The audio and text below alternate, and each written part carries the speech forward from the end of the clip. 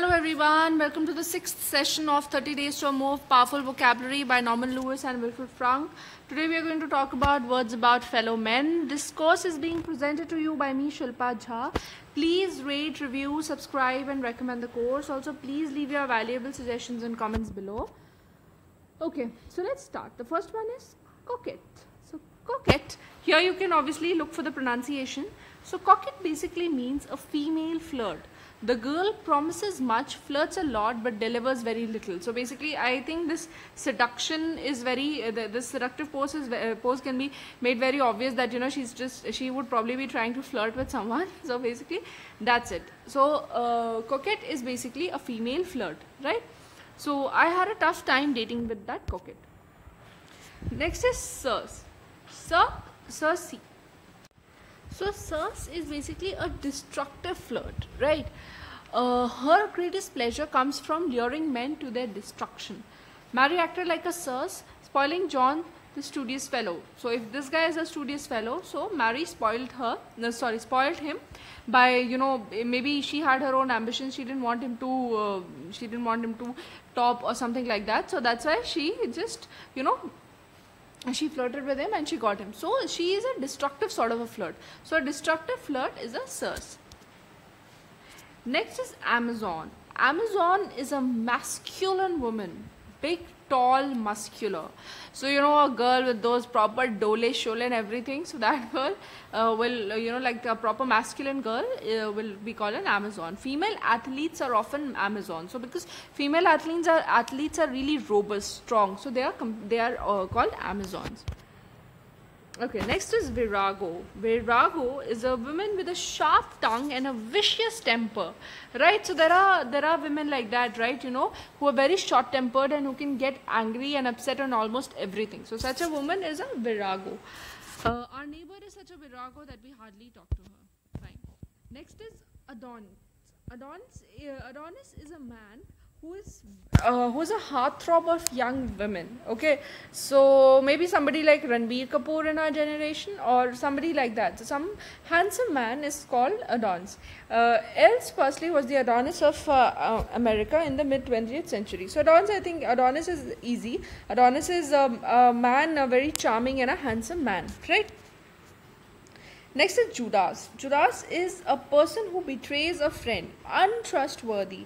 So somebody who is untrustworthy is a Judas. I think Brutus is the best example of a Judas because he was considered to be one of the best friends or one of the closest people of Julius Caesar, and he was also one of those who stabbed him. So Brutus was a Judas. Next is futilitarian. Futilitarian is a person who claims that life is completely futile. Now when you feel that life has nothing, life is something is aimless with no result in something, then you're definitely not going to achieve anything in life. So such a person will be called a futilitarian. So futilitarians often achieve nothing in life. Next is Vulgarian. Vulgarian is a person who has vulgar taste. We know what vulgar is. So obscene. So a person who has obscene taste and manners is a Vulgarian. A Vulgarian is usually mentally deranged due to family or upbringing problems. Yeah, so maybe if somebody has upbringing issues and maybe he or she has been neglected, so he might be a Vulgarian.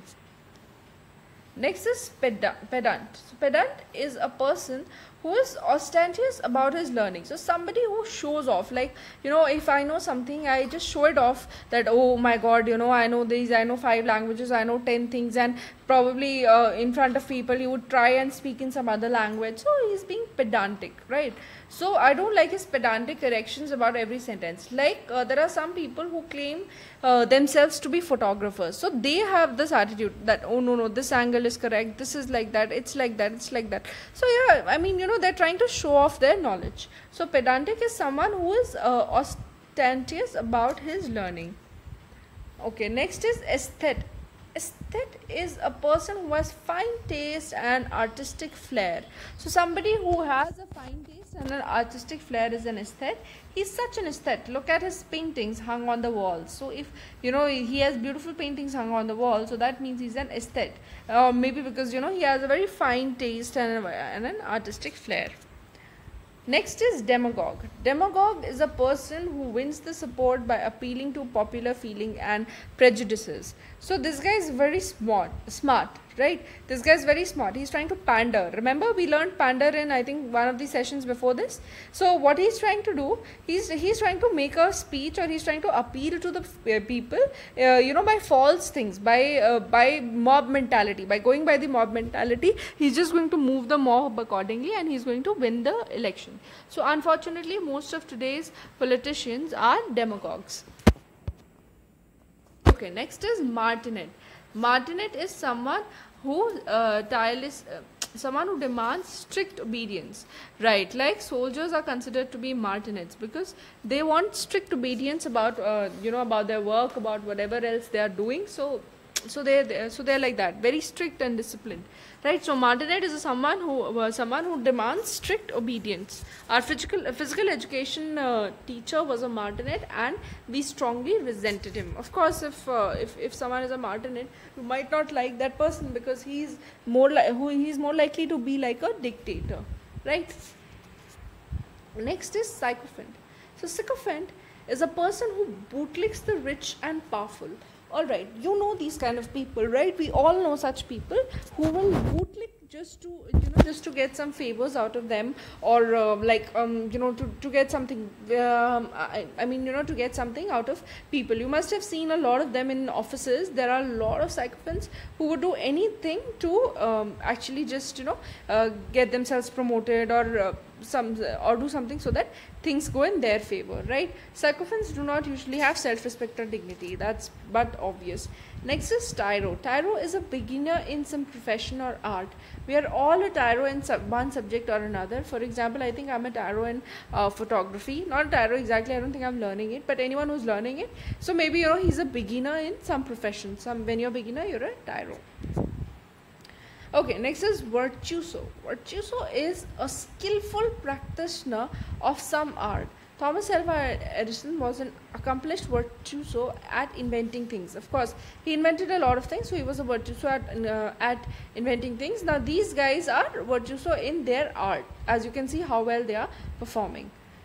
Right, next is clairvoyant. Clairvoyant is a person who claims that he foresees things in the future. So, we say, that some people have a sixth sense and they can look beyond what we do. They can look ahead of time, right? They know what's going to happen. So, such a person is considered to be clairvoyant. Many people cheat the gullible by calling themselves clairvoyant. Of course, like when you're in a precarious situation, then there are a lot of people who would take advantage of it, and who would claim themselves to be clairvoyant, and who would say that they can predict the future. Next is a philatelist. Philatelist is a person who collects stamps. We've discussed this before also, I guess. So philatelist often pays thousands for a rare stamp. You can see philatelist is somebody who collects stamps, who loves to collect stamps. Next is a numismatist. So numismatist is a person who loves to collect coins. Numismatists have coins which have more historical value than economical. Yeah, because they love to collect coins, right? So it might be that those coins are obsolete now, so they might not be having that value, right? Next is a gourmet. So gourmet is a person who has a fine taste in food. A dinner with my friend showed that what a gourmet he was. So gourmet. If you've seen all those people in MasterChef India who come, they're mostly gourmets because they know they have fine taste in food, which is why they have the ability to cook so well.